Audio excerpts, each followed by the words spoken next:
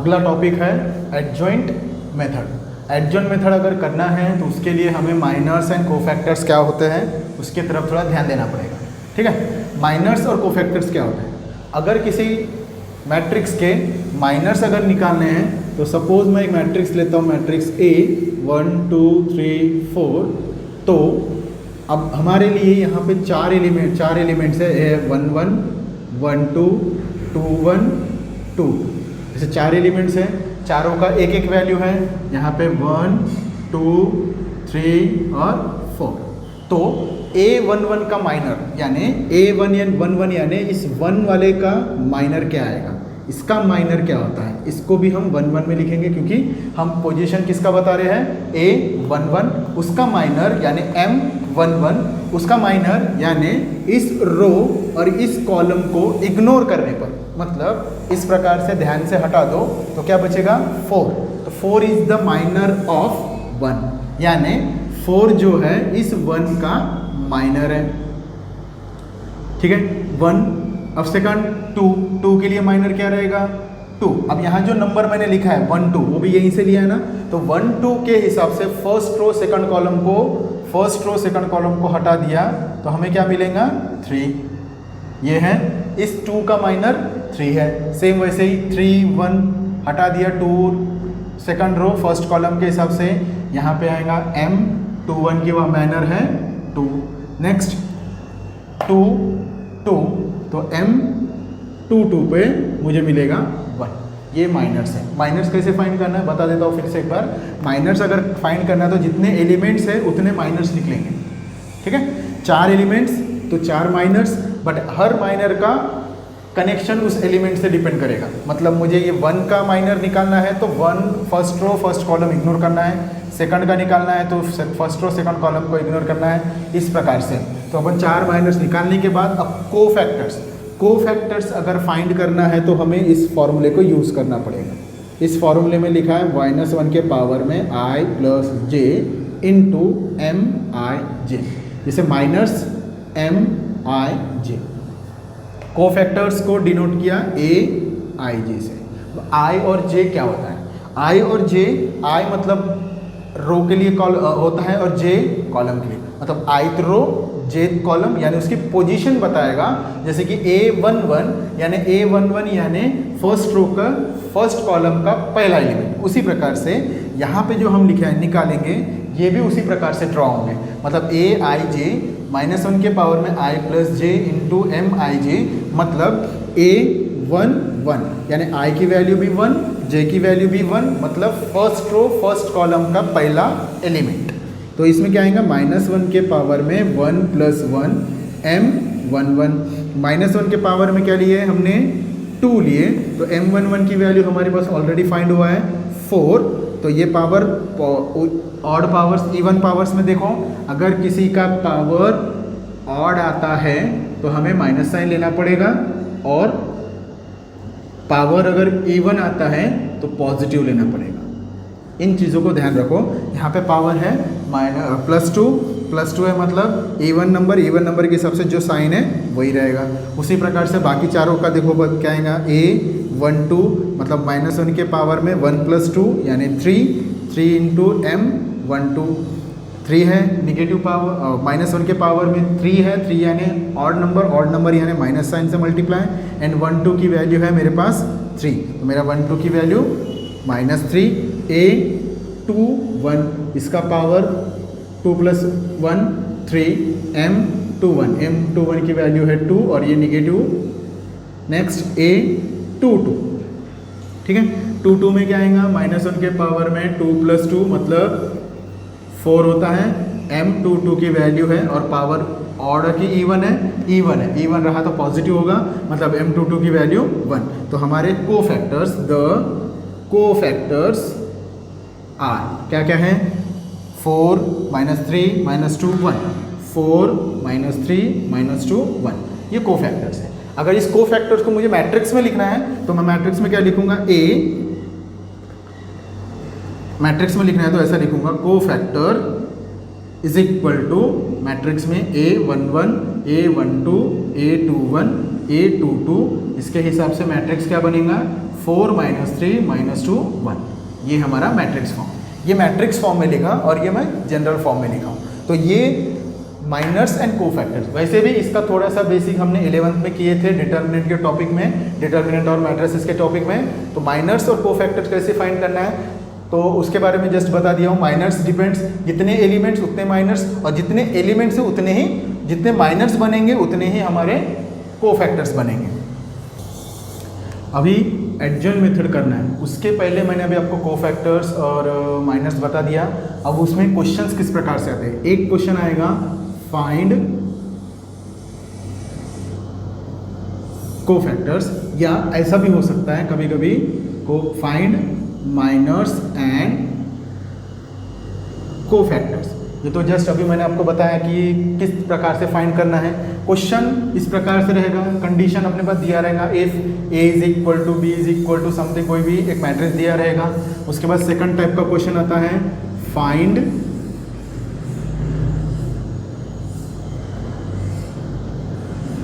Adjoint matrix, ठीक है, find adjoint matrix. और एक क्वेश्चन आता है find A inverse by adjoint method. इसे 3 प्रकार के क्वेश्चन आएंगे। माइनर्स एंड कोफैक्टर्स किस प्रकार से फाइंड करना है मैंने अब जस्ट बताया। अब एडजॉइंट मैट्रिक्स क्या होता है और ए इनवर्स फाइंड करना है तो कौन से मेथड से करना है, एडजॉइंट मेथड से करना है। इनको अगर सॉल्व करना है तो हमें कुछ स्टेप्स को ध्यान में रखना पड़ेगा। पहला स्टेप रहेगा फाइंड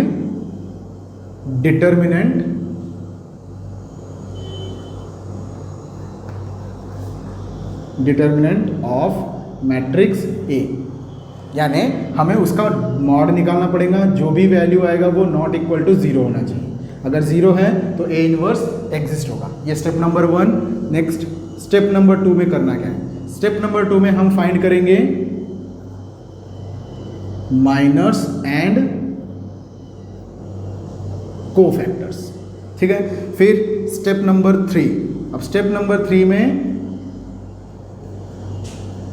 राइट इन एडजॉइंट मैट्रिक्स, उनको जितने भी हमारे पास कोफैक्टर्स मिलेंगे उनको एडजॉइंट मैट्रिक्स में लिखना है। और लास्ट स्टेप होता है एडजॉइंट मेथड का। एडजॉइंट मेथड, इसका फॉर्मूला है A inverse is equal to 1 upon mod A into adjoint of A, ठीक है। अब इसमें देखो, सबसे पहले हमने इस क्वेश्चन को किया एडजॉइंट मैट्रिक्स होता क्या है, वो मैं जब इस टॉपिक को समझाऊंगा तब आपको समझ में आ जाएगा। दोनों में फ़र्क ये है, एडजॉइंट मेथड और एडजॉइंट मैट्रिक्स। एडजॉइंट मैट्रिक्स यानी मेथड के पहले वाला स्टेप, जहाँ तक कोफैक्टर्स फाइंड हुए, कोफैक्टर्स फाइंड होने के बाद एडजॉइंट मैट्रिक्स में हमने डाल दिए। बट एडजॉइंट मैट्रिक्स फाइंड करते हो तो मॉड ए की ज़रूरत नहीं है। और एडजॉइंट मेथड अगर फाइंड करना है तो 1 2 3 4 रो स्टेप्स को ध्यान में रखना है। इसके हिसाब से मार्किंग सिस्टम भी होती है, ठीक है।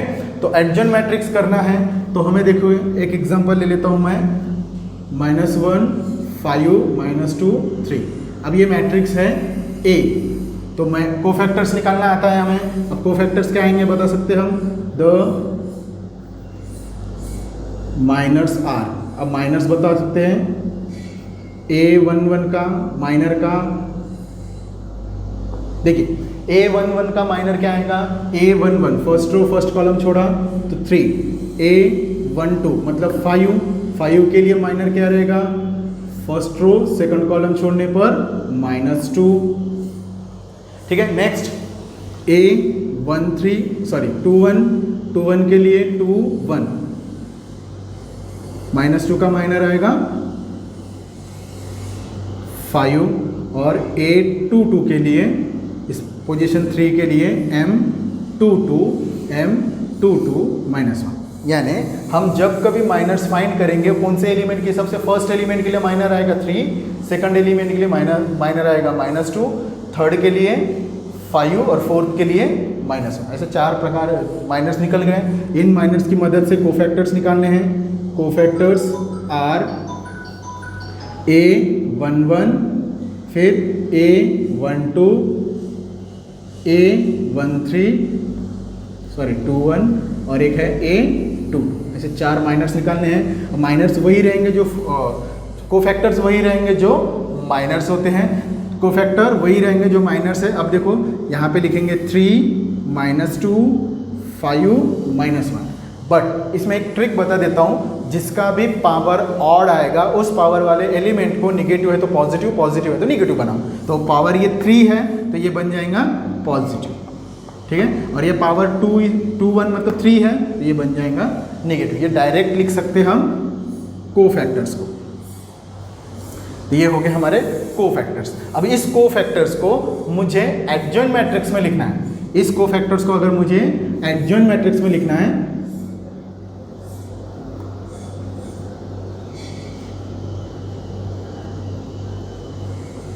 इस प्रकार का क्वेश्चन है।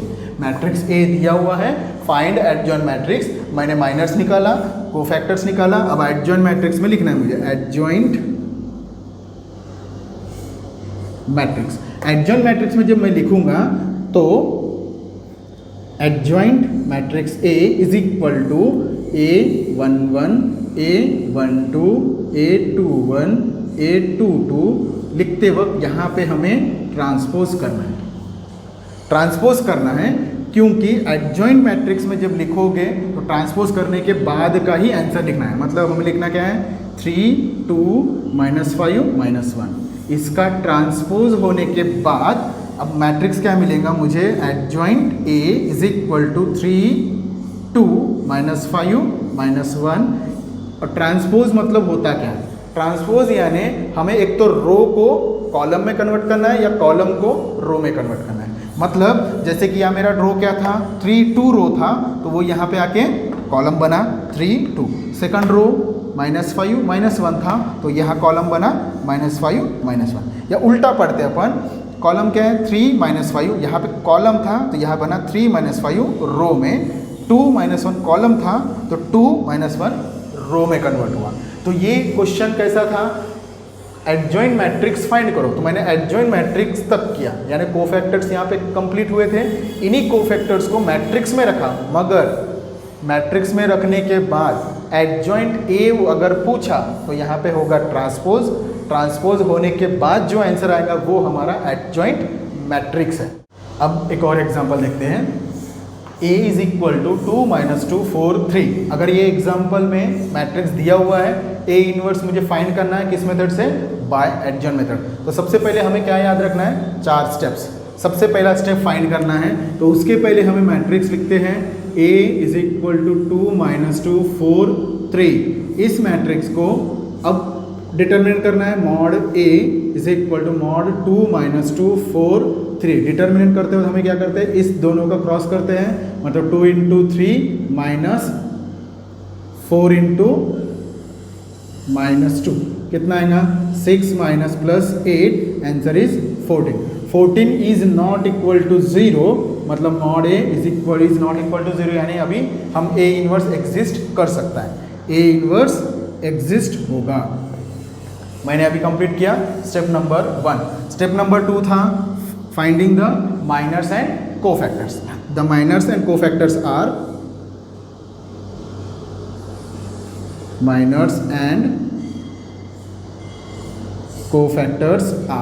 अब माइनर्स बताओ, M11 M12 M13 और M21 और M22।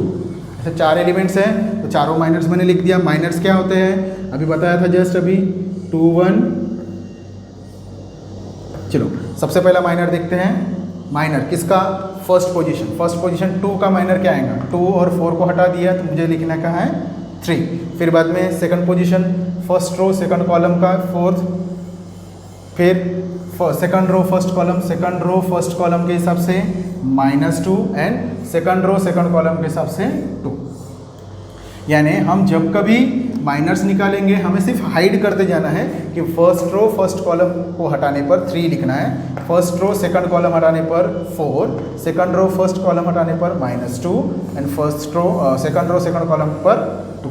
ये हो गए मेरे माइनर्स। इन माइनर्स की मदद से हमें कोफैक्टर्स फाइंड करने। तो कोफैक्टर्स क्या आएंगे, देयरफॉर A11 क्या आएगा 3, फिर A12 -4, A21 2 और A22 2। देखिए अब मैंने पूरे माइनस लिखा, माइनस की मदद से कोफैक्टर डायरेक्टली निकल गया।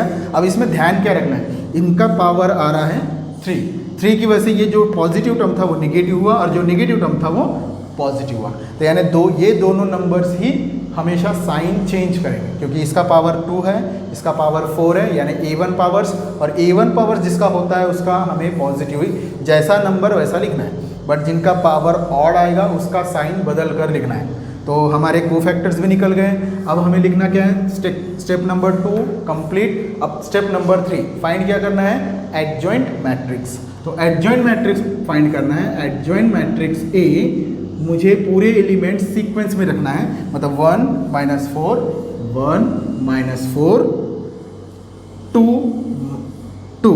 अब इसके पहले मुझे क्या लिखना चाहिए था, यहाँ पे मुझे लिखना चाहिए था A11 A12 A21 A22। उसके हिसाब से इसका होगा ट्रांसपोज। अब इन नंबरों के हिसाब से क्या लिखना है, 3 4 2 2। अब 4 कौन सा लेना है, माइनस। अब ट्रांसपोज होने के बाद क्या लिखना है, ट्रांसपोज होने के बाद ये एडजॉइंट मैट्रिक्स बनेगा रो कन्वर्टेड टू कॉलम, मतलब 3 -4 2 2। ये हो गया adjoint matrix. But step number 4 क्या है, एडजॉइंट मेथड। एडजॉइंट मेथड यानी now A inverse is equal to 1 upon determinant of A into adjoint of A। तो एडजॉइंट ऑफ A हमारे पास है, डिटर्मिनेंट भी है हमारे अपने पास, तो यहाँ पे लिखेंगे 1/14 मैट्रिक्स है 3 2 -4 2। ये हो गया मेरा फाइंड A इनवर्स। ये हो गया बाय एडजॉइंट मेथड। पहले फिर से बता देता हूँ, एडजॉइंट मेथड करना है तो 4 स्टेप्स में ध्यान रखना है। सबसे पहला स्टेप, हम जो भी मैट्रिक्स दिया रहेगा उस मैट्रिक्स का मुझे डिटर्मिनेंट निकालना पड़ेगा। डिटर्मिनेंट वो 0 से इक्वल नहीं होना चाहिए। अगर 0 से इक्वल नहीं हुआ तो उसको एग्जिस्ट करेंगे, अगर एग्जिस्ट होता है तो ही A इनवर्स फाइंड होगा, अगर एग्जिस्ट नहीं हुआ तो फाइंड नहीं होगा। Next minors and cofactors find करना था स्टेप नंबर 2 में। तो माइनर्स मैंने डायरेक्टली फाइंड किया, क्योंकि 2 × 2 मैट्रिक्स थे तो डायरेक्ट एलिमेंट्स निकलेंगे। तो 3 4 -2 2 3 4 -2 2। उसके हिसाब से मैंने कोफैक्टर्स भी सेम, जो माइनर्स हैं वही कोफैक्टर्स है, बट साइन किन का चेंज करना है, जिसका पावर ऑड आएगा उसका साइन चेंज होगा। फिर उन वैल्यूज़ को मैंने मैट्रिक्स में रखा, बट मैट्रिक्स का नाम है एडजॉइंट मैट्रिक्स, उसका ट्रांसपोज करना है, बट नंबर्स चेंज कर दिया। रो का बना कॉलम, कॉलम का बना रो, कन्वर्ट होने के बाद फिर लास्ट स्टेप है एडजॉइंट मैट्रिक्स मेथड का फॉर्मूला। एडजॉइंट मेथड के फॉर्मूले में सिर्फ वैल्यूज़ लेके आना है और रखना है। इससे एडजॉइंट मेथड का एग्जाम्पल कंप्लीटली फाइंड हुआ A इनवर्स। अब एक और एग्जाम्पल लेते हैं। इस एग्जाम्पल में देखिए, हम अभी तक हमने 2 × 2 मैट्रिक्स का किया था एडजॉइंट मेथड से। अब 3 × 3 मैट्रिक्स करेंगे। इसके लिए वही प्रोसीजर फॉलो करना है जैसे मैंने बताया था। Step number 1, step number 2, step number 3 और एक स्टेप नंबर 4। स्टेप नंबर 1 में क्या है, इसका डिटर्मिनेंट, बट इस मैट्रिक्स को यहाँ पे नाम नहीं दिया है। तो हमारा सबसे पहला काम रहेगा, let A be the matrix. उस मैट्रिक्स में नंबर लिखेंगे 1 2 3 1 1 5 2 4 7। अब मैट्रिक्स का डिटर्मिनेंट निकालना है, मतलब mod A, determinant of A, mod A 1 2 3 1 1 5 2 4 7। Determinant निकालते वक्त मेथड याद है, 3 × 3 वाला डिटर्मिनेंट है। तो फर्स्ट रो फर्स्ट कॉलम को छोड़ने पर ये 4 नंबरों का multiplication 1 × 7 - 20 second plus minus plus, ये डिटर्मिनेंट का एक फॉर्म है। तो हमें याद रखना है कि फर्स्ट रो फर्स्ट कॉलम छोड़ने पर ये 4 रो का क्रॉस मल्टीप्लिकेशन होगा। तो ये है डिटर्मिनेंट का मेथड। अब -2, next first row second column यानी 1 × 7 7 -2 × 5 10। नेक्स्ट थर्ड है 3 के लिए है फर्स्ट रो थर्ड कॉलम छोड़ने पर 1 1 2 4, तो 1 × 4 4 -2 × 1 2। अब डिटर्मिनेंट कितना आया, -13 -2 × -3 + 3 × 2 -13 + 6 + 6, आंसर आता है -1। Which is not equal to 0 means A inverse exist. देखिए डिटरमिनेंट हमने थोड़ा डिटेल में किए, अब अगले एग्जांपल्स में आपको इसको और शॉर्ट में करना है तो कर सकते हैं। तो ए इनवर्स एग्जिस्ट हुआ यानी अपना स्टेप नंबर 1 कंप्लीट हुआ। स्टेप नंबर 1 होने के बाद स्टेप नंबर 2 करना है। स्टेप नंबर 2 क्या है? Cofactors and minors. माइनर्स और कोफैक्टर्स हमें निकालना है, तो हमें इसका माइनर्स एंड कोफैक्टर्स निकालेंगे। The minors and cofactors of A are. Minors क्या रहेगा? M11 M12 M13, ऐसे कि टोटल कितने माइनस रहेंगे? 9, 21 22 23, फिर M31 M32 M33। अब कैसे निकालना माइनस? सबसे बेस्ट माइनर्स अगर निकालना है तो यहाँ पे ध्यान रखना हम कौन से नंबर को, किस नंबर का माइनर निकालें। अगर 1 का माइनर निकालते हैं, 1 का माइनर यानी फर्स्ट रो फर्स्ट कॉलम को छोड़ने पर 1 × 7 4 × 5, यानी हमें माइनर निकालते वक्त हमको इस प्रकार से निकालना पड़ेगा 1 5 4 7। ठीक है, अब जब 1 5 4 7 को सॉल्व करते हैं तो हमें क्या मिलेगा? 1 × 7 7 -20, आंसर इज -30। ठीक है, तो बट अब इसको जितना शॉर्ट हो सकता है उतना शॉर्ट में कर सकते हैं। तो फॉर एग्जांपल इसको हम एक काम करते हैं, इसको माइनर्स और कोफैक्टर्स को मैं एक ही बार में सॉल्व करूँगा। मतलब हमें यहाँ पे माइनर्स 1 by 1 सॉल्व करेंगे। M11 अब निकालते M11 की वैल्यू। M11 यानी फर्स्ट रो फर्स्ट कॉलम छोड़ने पर 1 5 4 7 7 × 1 7 -20 इज इक्वल टू -13। इसका फिर M12 की वैल्यू है कितनी? 1 2, मतलब फर्स्ट रो सेकंड कॉलम। इसको इग्नोर करने पर 1 5 2 7 मिला, वो यहाँ लिखेंगे 1 5 2 7। तो 1 5 1 × 7 7 -2 × 5 10, आंसर आएगा -3। इसी प्रकार से पूरे माइनर्स निकालने अपने को। इसके बाद आता है M13 की value first row third column 1 1 2 4 1 1 2 4। इसके माइनर्स का calculation 4 -2, answer is 2। Next M13, तीनों के को माइनस निकले। अब इसका माइनर निकालना है। देखो मैंने पहले क्या निकाला? M11 किसका है? फर्स्ट वाले नंबर का है। M12 सेकंड नंबर का है। M13 थर्ड नंबर का है। अच्छा कितने माइनर्स निकलेंगे? जितने हमारे एलिमेंट्स उतने हमारे माइनर्स। तो 9 एलिमेंट है तो 9 माइनर्स निकलेंगे। तो हमारे अभी 3 निकले फर्स्ट रो के हिसाब से। अब सेकंड रो के माइनर्स निकालने हैं, तो सेकंड रो मतलब 2 1। M21 के लिए second row first column, second row first column को इग्नोर करने पर नंबर मिल रहे हमें 2 3 4 7। Multiplication 14 -12 is equal to 2। Next M21 होने के बाद 2 2, मतलब M22 में कौन से 4 नंबर आ रहे हैं? सेकंड और second column, second row second column से 1 3 2 4 2 7 1 3 2 7 क्रॉस करने मल्टीप्लिकेशन करने पर 7 -6 is equal to 1। Same procedure M23 में 2 3 second row third column, second row third column मतलब 1 2 2 4 1 2 2 4 क्रॉस करने पर 4 -4, answer is 0। Next first row के कंप्लीट हुए, सेकंड रो के कंप्लीट हुए माइनर्स हमारे। अब थर्ड रो का शुरू हो रहा है, तो माइनर्स थर्ड रो के लिए 3 1 के लिए मॉड में आएंगे values. Third row first column ignore करने पर, थर्ड रो और फर्स्ट कॉलम इग्नोर करने पर 1 3 1 5 2 3 1 5 2 3 1 5 क्रॉस करने पर 10 -3 इज इक्वल टू 7। फिर M32 के लिए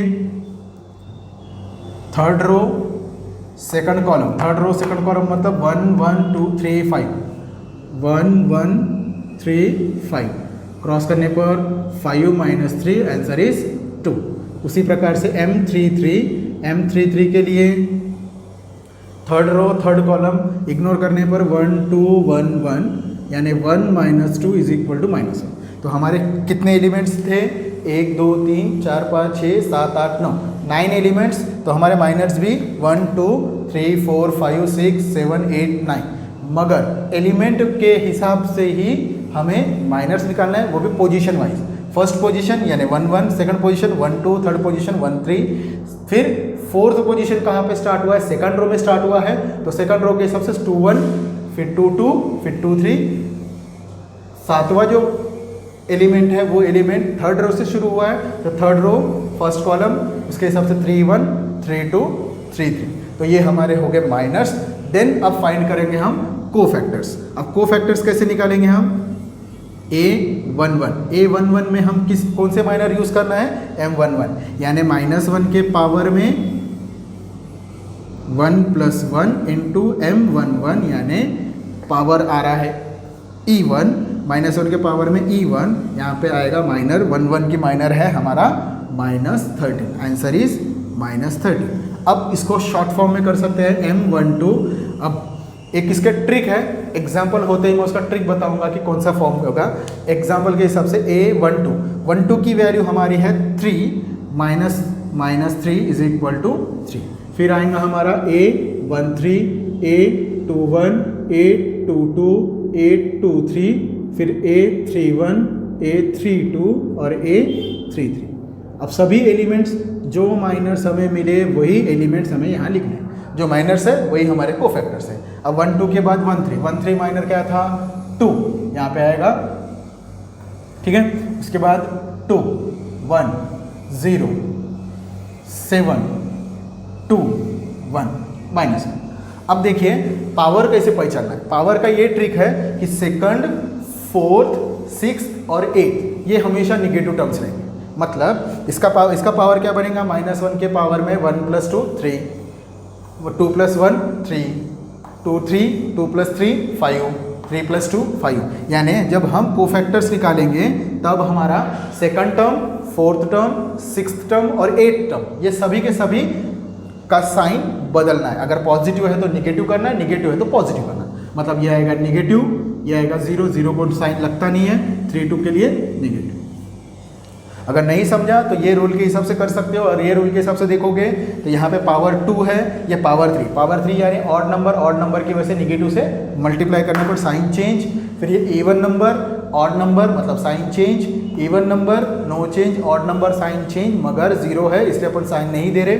फिर 3 1 मतलब 4, और उसके बाद 3 2 5 की वजह से ऑड नंबर मतलब साइन चेंज, 6 और even number sign no change, ठीक है।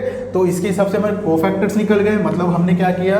स्टेप नंबर 1 कंप्लीट हुआ, स्टेप नंबर 2 कंप्लीट हुआ, अब करना है स्टेप नंबर 3। स्टेप नंबर 3 क्या है?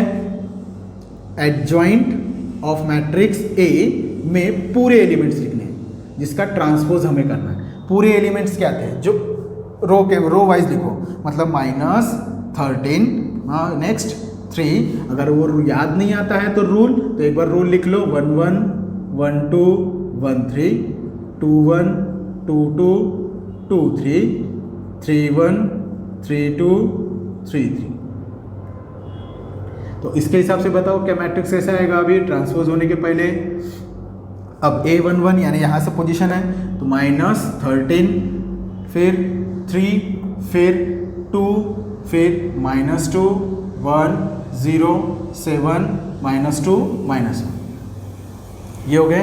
अब इसका ट्रांसपोज होकर क्या लिखना है?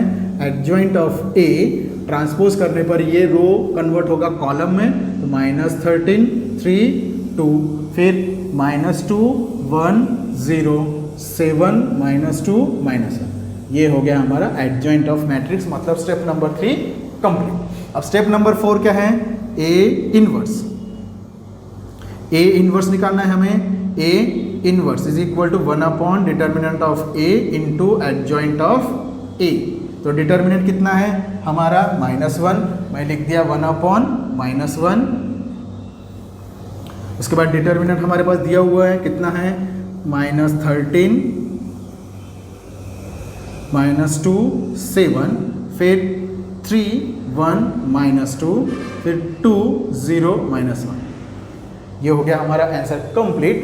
मगर हमारे पास जो डिटर्मिनेंट ए निकाला गया था वो माइनस साइन होने की वजह से इस माइनस साइन से अंदर वाले एलिमेंट्स को मल्टीप्लाई करते हैं तो सभी का नंबर हो जाएगा चेंज।